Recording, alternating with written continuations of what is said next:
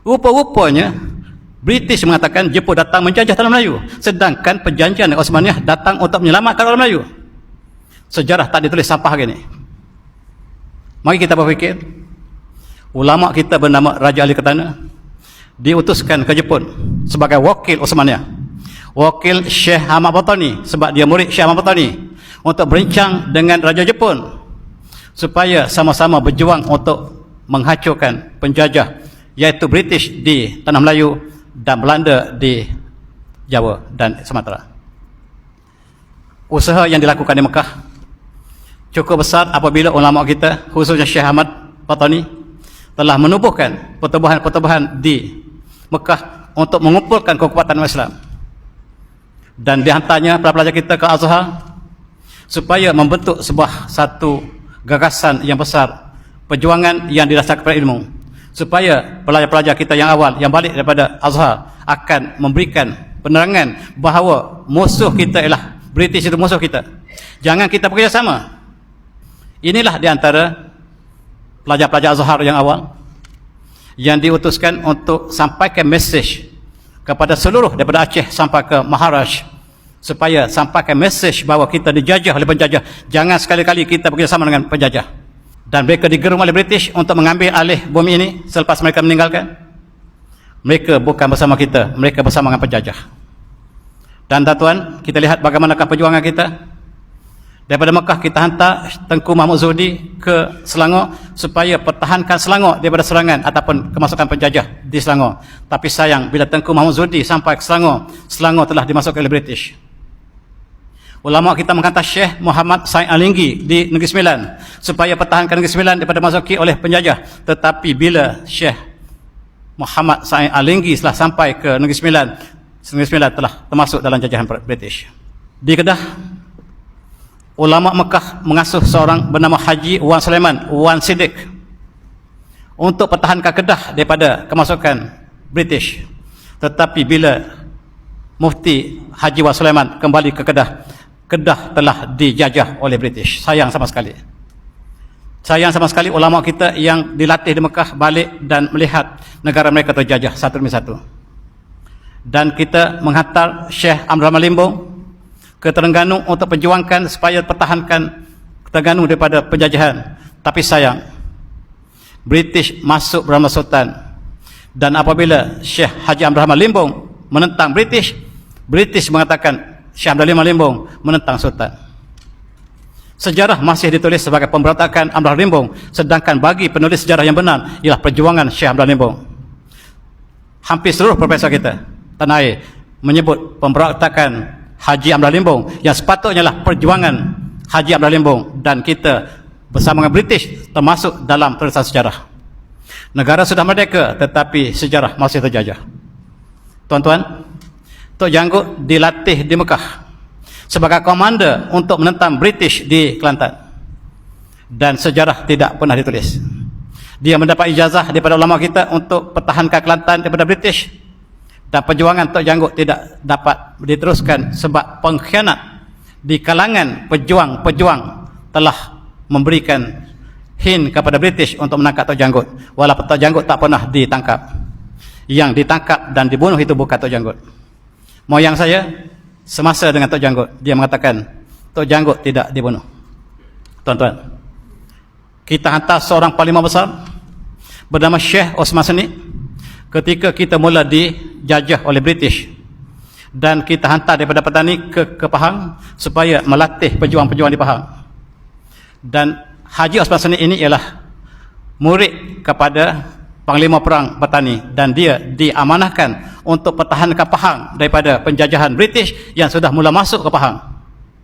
Dia melatih pelajarnya untuk sama-sama berjuang menentang British di Pahang, termasuklah Mak Kilau. Dan sekarang difilmkan. Dan bagaimanakah Mak Kilau dilatih daripada Mekah oleh Syekh Hamdul Samad Smith, dan filem Mak Kilau itu tidak tepat sepenuhnya. Banyak perkara yang disembunyikan dalam filem tersebut, dan perjuangan Islam dilunakkan seolah-olah pejuang Melayu tulen, sedangkan pejuang adalah pejuang yang dihantar dari Mekah. Gurunya ialah Osman Seni.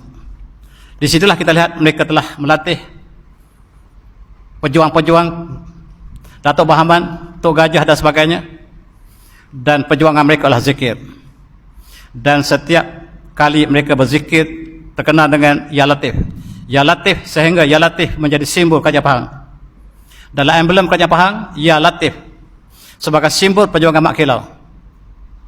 Tetapi sayang, Istana Pahang telah dimasuki oleh British. British membawa candu ke dalam Istana Pahang. Maafkan saya tuan-tuan. British membawa candu ke dalam Istana Pahang sehingga bangsawan Pahang telah terlibat dengan candu. Maka dengan mudah British masuk ke istana. Tuan-tuan melihat bagaimanakah pengaruh British apabila mereka membawa candu ke China.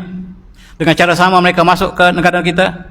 Mereka masuk ke bangsawan supaya kita lalai, dan apa mereka yang sudah mabuk candu mereka tidak lakukan, tidak hirau tentang pemerintahan negara lagi.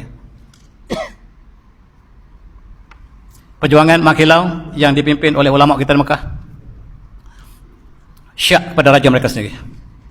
Ketika itu Sultan Abdullah memerintah Pahang. Mak Kilau membuat satu tuntutan kepada sultannya, tetapi sultannya tidak endah. Lalu mereka bertemu sultan mereka. Wahai tuanku, malam ini kita buat pertimbangan. Ini air Yasin. Tuanku minum air Yasin ini supaya kita sama-sama berjuang pertahankan bumi ini. Kalau tuanku belot, tuankulah yang kami tentang awal-awal lagi. Sebelum kami tentang British, kami tentang tuanku. Apa kata tuanku? Kami bersama kamu. Perjuangan kami bersama kamu, kata sultan. Kalau begitu, marilah sama-sama kita menentang British. Tapi sayang tuan-tuan, apa yang berlaku barangkali sebaliknya. Kita lihat perjuangan dilakukan oleh orang Melayu menentang British, tapi sayang tuan-tuan, dalam tentera British ada tentera daripada India, ada tentera daripada orang Melayu. Melayu yang menjadi pengkhianat dalam perjuangan. Dalam filem Mak Kilau, saya tak pasti apakah digambarkan Melayu pengkhianat ini. Mereka bertembung, dan apabila senjata pejuang Mak Kilau tidak standing dengan perjuangan yang dipunyai oleh tentera British, kita lari. Kita lari ke Terengganu, dikejar. Dan British membentuk tentera Melayu untuk menangkap pejuang Melayu. Ketua tentera Melayu ialah Habaib, iaitu Syed Osman dan Syed Hussein. Dilantik oleh British untuk menjadi petualang kepada perjuangan Islam di Terengganu. Maaf saya tuan-tuan. Menjadi petualang kepada perjuangan Islam di Pahang. British memberikan ganjaran pada mereka untuk memburu Mak Kilau dan pejuang-pejuang yang telah berjuang. Mereka lari ke Pahang, lari ke Terengganu, dan dikisahkan dalam filem tersebut. Dan tuan-tuan, 40 tentera daripada Dayak dan 250 orang tentera Melayu yang diupah oleh British untuk menangkap pejuang-pejuang ini. Dan bila kita merdeka nanti tuan-tuan, yang bersama dengan British inilah diangkat sebagai hero negara kita. Siapa kita sebenarnya? Kita tak dapat bezakan antara pejuang dengan petualang. Kita masih sama-sama di antara kedua perjuangan ini. Dihantarnya seorang yang sangat jahat, iaitu sebagaimana saya sebut dalam kuliah lepas barangkali, sehingga selepas dia membunuh umat Islam di Palestin, 750,000 dihalau dan dibunuh di Palestin. Dia dilantik menjadi pesuruh jaya tinggi British di Melaya. Tujuannya untuk jadikan Melaya sebagai Palestin kedua. Bukan datang untuk menentang komunis, sebab komunis dilantik oleh British. Tuan-tuan, siapa komunis? Komunis ialah tentera MPJA, iaitu tentera yang bernaung di bawah British untuk menentang Jepun. Oleh sebab itu, komunis ialah bikinan British. Bagaimanakah di dalam sejarah kita mengatakan Henry Geni datang untuk menghancurkan komunis, sedangkan komunis dicipta oleh British?